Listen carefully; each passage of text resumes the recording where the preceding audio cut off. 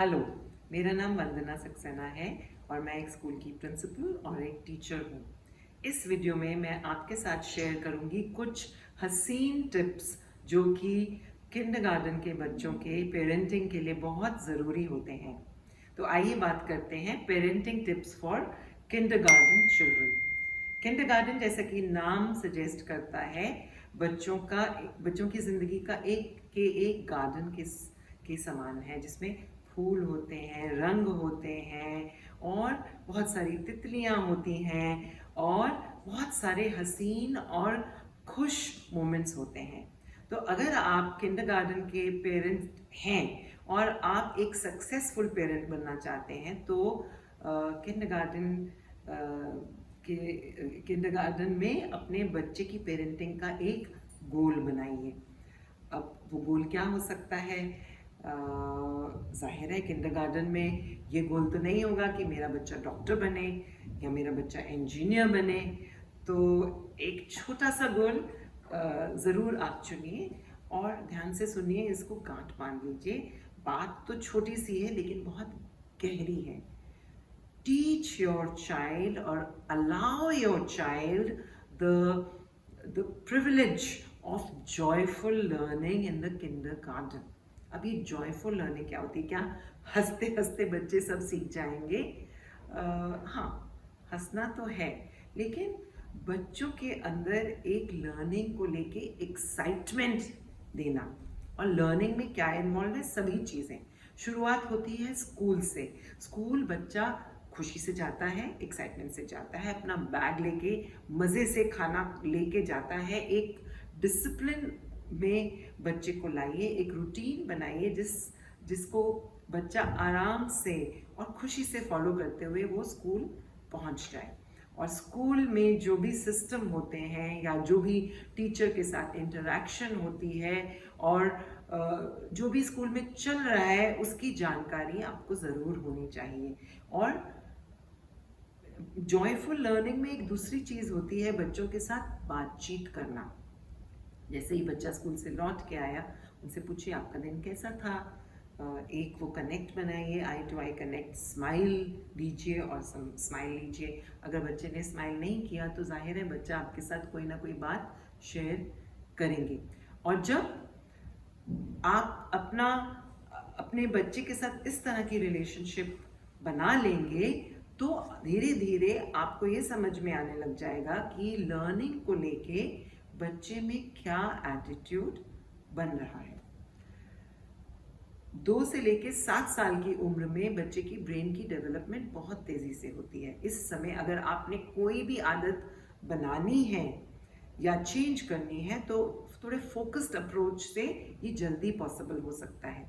तो अगर आपकी डे टू डे रूटीन में बच्चे से डीप कनेक्शन है और आपको पता चलता है कि बच्चे को सीखने में खुशी नहीं आ रही है तो आपको उस पर फ़ौरन कोई ना कोई काम करना चाहिए। जैसे कि आप टीचर को मिल सकते हैं या जान सकते हैं, क्या पता बच्चे की इंटरेस्ट की कोई और चीज़ है और क्या पता बच्चा म्यूज़िक से सीखना चाहता है या आर्ट से सीखना चाहता है, तो ये पॉसिबिलिटीज़ आपके लिए खुल जाती हैं। लेकिन लर्निंग केवल स्कूल में नहीं ख़त्म होती। बच्चे को बाहर गार्डन में लेके जाइए, बच्चे को बाहर लोगों से मिलने की एक्साइटमेंट सिखाइए या बच्चे को शॉपिंग ही ले जाइए। और दुनिया में हमारे आसपास कितनी सारी चीज़ें हैं, तो बच्चे को एक पावर ऑफ ऑब्जर्वेशन से भी आप लर्निंग की एक्साइटमेंट दे सकते हैं। लर्निंग में ये ज़रूरी नहीं है कि 1+1 2 सिखाना, ये A to Z सीखना, ये तो लर्निंग होती ही नहीं। बच्चे को अगर आपका बच्चा आपसे इतने सवाल पूछे कि आपके दिन के आखिर में आपका दिमाग पक जाए, तो आप मान लीजिए कि आपके बच्चे में सीखने की जिज्ञासा है और आपकी पेरेंटिंग एक किंडरगार्टन पेरेंट की तरह सही दिशा में चल रही है। अब दूसरी चीज़ जिसके बारे में मैं आपसे बात करना चाहूँगी, घर के माहौल को हमें प्यार से भरना है। तो हम कैसे करेंगे? जाहिर है कि बच्चा जो है बड़े ध्यान से अपने माता और पिता के रिश्ते को ध्यान से देखता है और माता पिता में कितना प्यार है और उनकी आपस की रिलेशनशिप कैसी है, वो क्या आपस में टाइम इकट्ठा बिताते हैं, और किस तरह की वो बातचीत करते हैं आपस में, या are they there for each other, do they care for each other. So the child learns to love by watching the love between the parents. और ये मैं ज़रूर बताना चाहूँगी उन जेंटलमैन के लिए जो कभी कभी अपनी ज़िंदगी को सिर्फ और सिर्फ काम और अपने करियर और अपने प्रोफेशन से इतना भर देते हैं, because they feel they are the breadwinners and they feel parenting is the job of the mother. But in this case, अगर हम अपने बच्चे को ये लव का एक्सपीरियंस हस्बैंड वाइफ का नहीं देंगे, तो कहीं ना कहीं हम अपनी पेरेंटिंग को इनकम्प्लीट छोड़ ही देंगे.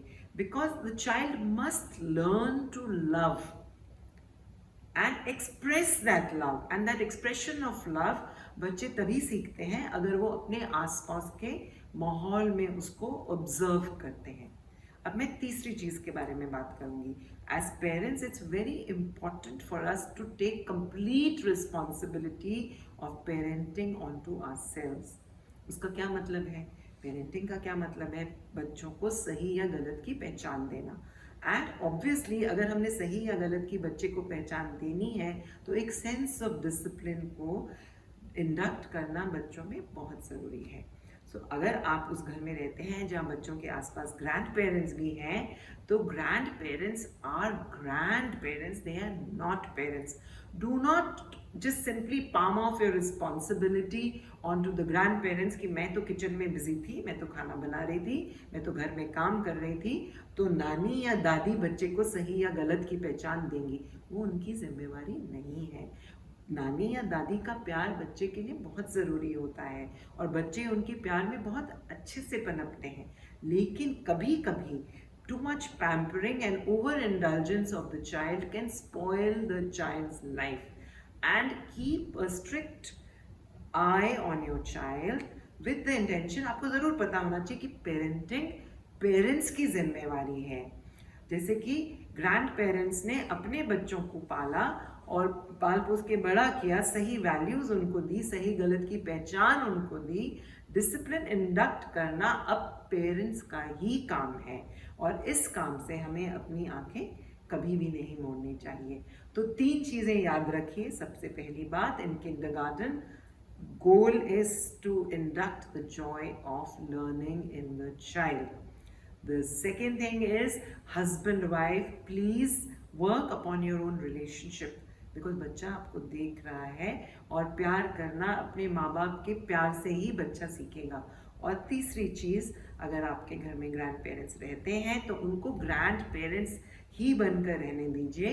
अपनी पेरेंटिंग की जिम्मेवारी, डिसिप्लिन की, बच्चे की डिसिप्लिन की जिम्मेवारी उन तक मत दीजिए.